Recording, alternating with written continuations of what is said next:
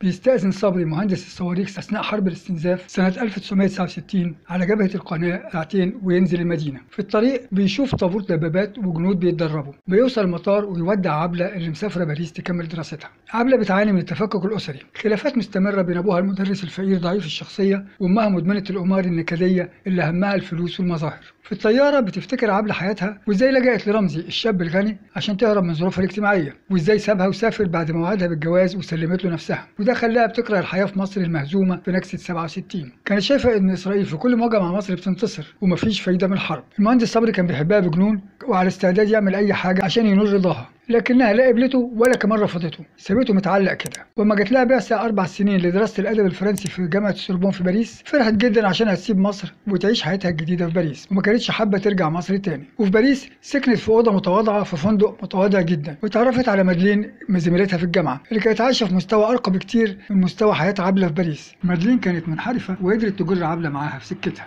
لكن كمان كانت فرازة في المخابرات الإسرائيلية، فبلغت عنها ضابط المخابرات الإسرائيلي إدمون اللي دبر حيلة عشان يتعرف على عبلة ودعاها لزيارات وسهرات في باريس وأبهرها جدا بالحياة هناك. ادعى إنه صحفي في منظمة دولية لإحلال السلام بين الشعوب ومنع اندلاع الحروب، وقدر يجنبها معاه وكان عارف ثغراتها، فدخلها من باب ظروفها المادية وتطلعها لحياة أفضل في باريس، ففهمها إنها ممكن تحسن مستوى معيشتها وتزود دخلها من خلال الشغل أثناء دراستها، وعرض عليها تشتغل معاه. بدأت تنقل له أخبار الطلبة المصريين وهي بتدردش معاه، عرف ان في مهندس في القوات المسلحه بيحبها وانه شغال في ابو سلطان، ففهم انه بيبني قاعده صواريخ هناك، وبسرعه وصلت المعلومه لتل ابلي، وبالفعل تم ضرب ابو سلطان عن طريق القوات الاسرائيليه. فكافئ عبله بشقه فخمه في باريس. فهمت عبله انها شغاله مع المخابرات الاسرائيليه، لكن ما تراجعتش وفضلت تتعاون مع الموساد. استمرت في نقل المعلومات عن رواد المركز الثقافي العربي في باريس، ووسعت دايره معارفها ووصلت للجامعه العربيه، وعملت علاقات مع الملحقين العسكريين في مختلف السفارات العربية وقدمت جسمها رشوة ليهم. أبوها جاله عقد عمل في تونس فسافر على هناك، فطلب منها إدمون تسافر مصر عشان تشوف أمها وتطمن عليها، لكن الهدف الأساسي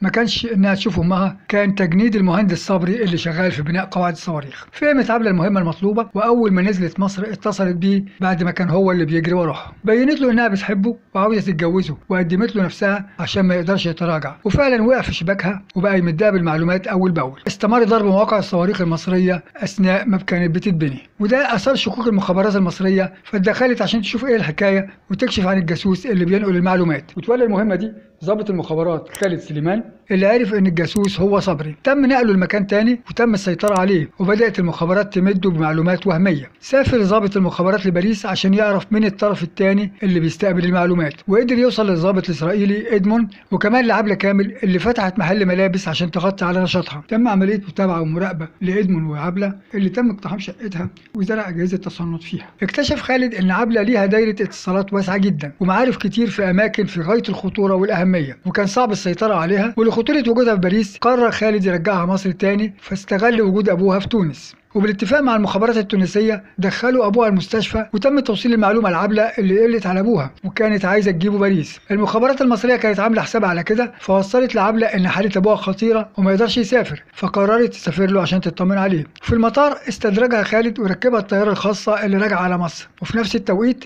تم القبض على صبري ومحاكمته عسكريا وإعدامه ورميا بالرصاص. تمت محاكمة عبلة واتحكم عليها بالإعدام، وهو الحكم اللي اتنفذ بعد انتصار أكتوبر سنة 1973. الفيلم عن قصة حقيقية عن الجاسوسة هبة سليم، وعملنا عنها فيديو خاص في قناتنا الرئيسية موضوع للذكرى، هتلاقوا الرابط بتاعها في صندوق الوصف أسفل الفيديو. والفيلم من أقوى وأروع الأفلام اللي انتجت عن الجاسوسية، واللي بتبين الصراع الرهيب بين المخابرات المصرية والموساد الإسرائيلي في تجنيد الجواسيس أو الكشف عنهم ومطاردتهم. دور عبلة عرض على سعاد حسني، فخافت للجمهور يكرهها، فتم ترشيح نجلاء فتحي، لكن اشترطت تغيير النهاية ببكاء وانهيار وندم الجاسوسة عبلة. رفض المخرج أي تغيير وأصر يقدم الشخصية زي ما كانت في الواقع، ثابتة ومش ندمانة. فاعتذرت نجلاء عن الدور اللي راح لمديحة كامل، فوافقت بدون تردد وبدون أي شروط، ولعبته بإتقان كبير، فارتفع نجمها وودعت الأدوار التانية اللي كانت محصورة فيها وأصبحت نجمة شباك. الفيلم مدته حوالي ساعتين، واتعرض في 2 أكتوبر سنة 1978 أثناء الاحتفالات بعيد النصر، ونجح نجاح كبير جدا على مستوى النقدي وعلى مستوى الجماهيري،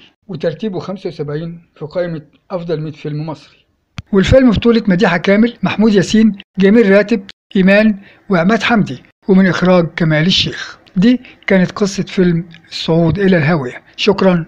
فضلا وليس أمرا، إذا أعجبك الفيديو لا تنسى الاشتراك بالقناة وعمل لايك وشير وسبسكرايب. شكرا، السلام عليكم ورحمة الله وبركاته.